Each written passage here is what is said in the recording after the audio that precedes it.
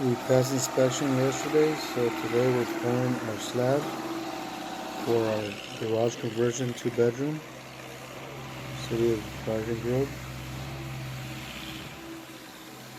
This slab was pretty much for moisture barrier, which could have been prevented.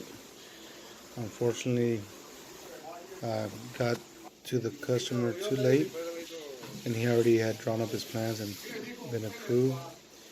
But just to let you guys know, you need to make sure that the city allows Redgar or another method of moisture barrier. So don't just go with whatever the person's doing your plans says or puts on the plans. I think that a lot of cities are allowing Redguard. Garden Grove is one of those that does. So all this rebar work, moisture barrier, 10 millimeter, sand, all this could have been prevented. Here we're having a bearing wall, which that was necessary. The ceiling joists are going to be sitting on top of this bearing wall.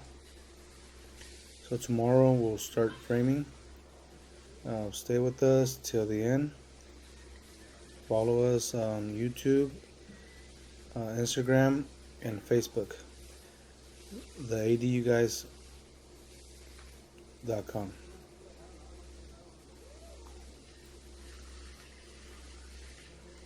If you guys need any consultation on your potential ADU that you want to get moving, give us a call. Make sure you get all the ins and outs. It's very important, so that way your job can go smoother.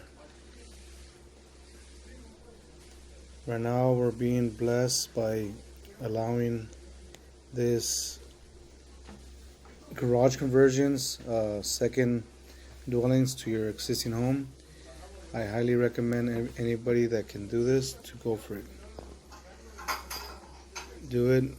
Find a way. There's a lot of programs out there.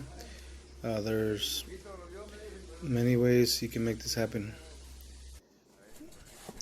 But make sure you do your research. It's very important. If you guys need any help, give us a call.